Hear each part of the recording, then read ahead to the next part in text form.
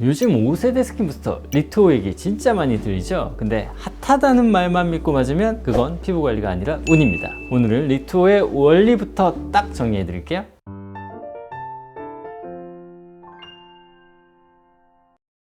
안녕하세요, 청담아티즌 닥터윤입니다. 요즘처럼 춥고 건조해지면 피부가 쉽게 예민해지고 붉어지고 푸석해지죠. 그래서 병원에서 스킨부스터 상담이 많이 늘었습니다. 원장님, 기초를 발라도 금방 날아가는 느낌이에요. 요즘 화장도 더 뜨는 것 같아요. 그리고 요즘은 질문이 하나로 모입니다.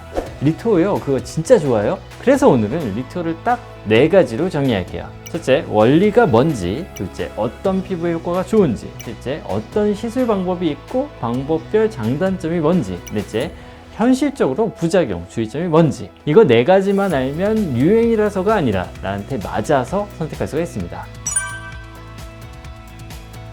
리투오를 이해하려면 스킨부스터가 어디까지 왔는지 흐름을 한번 보면 돼요. 요즘 업계에서 1세대, 2세대, 그리고 리투오는 5세대 이렇게 부르기도 하죠. 스킨부스터는 원래 촉촉해 보이게에서 시작해서 점점 피부 자체를 바꾸는 쪽으로 발전해 왔어요. 1세대는 수분을 넣어 반짝입니다.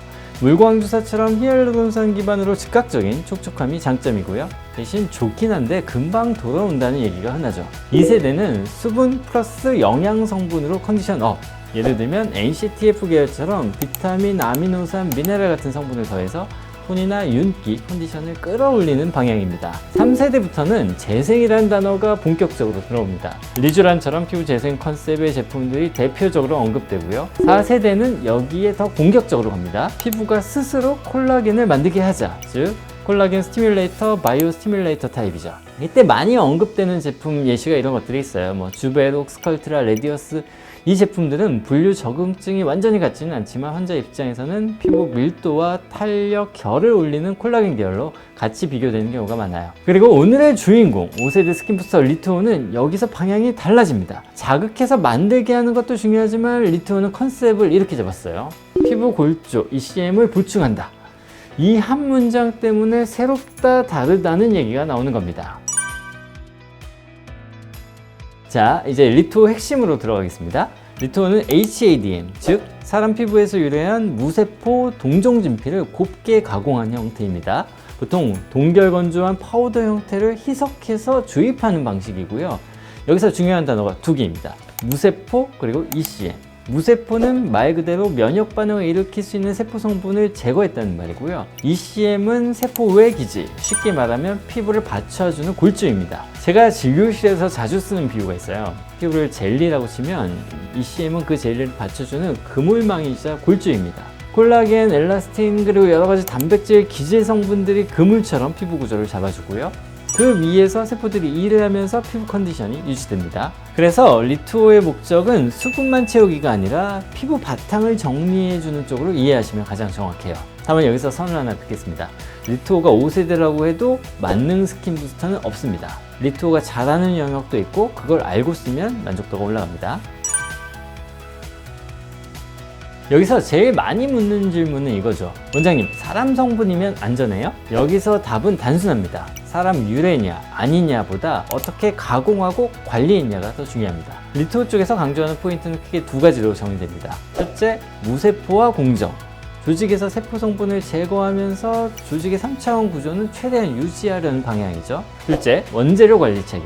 보도자료 기준으로 AATB 인증과 FDA 원재료 승인을 확보했다는 내용이 핵심으로 언급됩니다. 이 얘기는 이렇게 이해하시면 딱 맞아요. 완제품이 미국에서 미용 시술용으로 허가됐다는 말이라기보다는 원재료, 즉 인체 조직을 확보하고 가공, 품질 관리하는 체계가 미국의 기준에 적합하다는 뜻입니다. 그리고 중요한 배경 하나, 이 ADM, 무세포 동종진피 계열 소재는 미용 시장에서 갑자기 나온 게 아니라 원래 피부 재생이나 재건, 다시 얘기하면 화상, 상처 치료, 재건 수술 등의 영역에서 이미 사용되어 온 재료였어요.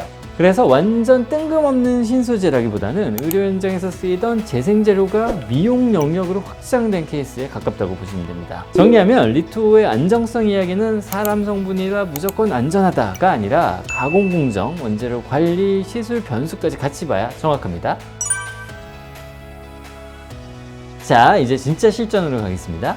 리투오는 이런 분들이 만족도가 비교적 높아요. 피부가 전체적으로 거칠어지고 결이 무너진 느낌이 강한 분, 기초를 열심히 발라도 속당감이 계속 있는 분, 광보다는 피부 바탕에 힘이 빠진 느낌이 더 큰 분, 여러 스킨 부스터를 해봤는데 그때뿐 느낌이고 이번에는 결이나 탄성, 수분감을 정돈하고 싶은 분, 이런 분들은 시술 후에 피부가 좀 정리된 느낌, 화장이 덜 뜬다, 만졌을 때 결이 부드럽다, 이런 피드백이 나오는 편입니다.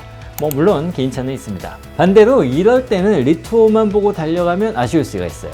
기미자티처럼 색소가 핵심이면 레이저가 우선이고, 모공 흉터처럼 표면 구조가 핵심이면 프락셔나 리서페이싱 전략이 우선이고, 처짐이 메인이면 리프팅이 우선입니다. 이건 리투어가 별로라는 뜻이 아니라 리투어는 피부 바탕 정돈 쪽에 강점이 있으니까 문제 1순위가 다른 분들은 조합 전략이 필요하다는 뜻이에요.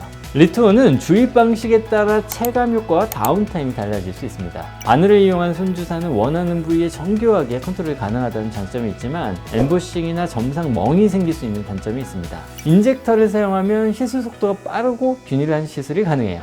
대신에 붉은기와 점상 멍이 남을 수가 있고 피부 컨디션에 따라 효과가 차이가 날 수 있습니다. 캐뉼라를 사용하면 비교적 고르게 퍼지기가 쉬워서 다이어타임의 관리가 편한 장점이 있습니다. 대신 모든 부분의 만능은 아니고 섬세한 포인트 주입이 어려운 단점이 있죠. 그래서 결론은 이렇게 합니다. 리투어가 좋냐보다 내 피부에 맞는 깊이, 부위, 방식으로 시술하는 것이 결과를 더 좌우합니다. 부작용은 솔직하게 말씀드릴게요. 리투어 자체의 컨셉과 별개로 주입 시술에는 공통 변수가 있습니다. 멍, 붓기, 붉은기, 통증, 엠보싱, 일시적인 울퉁불퉁함, 또 드물게 염증 반응, 결절이 생길 수도 있죠. 그리고 모든 주입 시술에서 아주 중요한 원칙이 하나 있어요. 혈관 관련 합병증은 드물지만 0은 아니다. 그래서 이런 시술은 반드시 해부학을 정확하게 이해하고 응급 대응이 가능한 의료진에게 받는 게 원칙입니다. 정리하면 5세대 스킨 부스터 리투어가 주목받는 이유는 새 제품이어서만이 아니라 ECM을 보충한다는 컨셉이 기존과 결이 다르기 때문입니다. 다만 결과는 제품 이름이 아니라 피부 상태 진단, 목표 설정, 주입 방식 선택에서 갈립니다. 오늘보다 내일 더 예뻐지실 거예요. 이상 청담아티즌 닥터윤이었습니다. 감사합니다.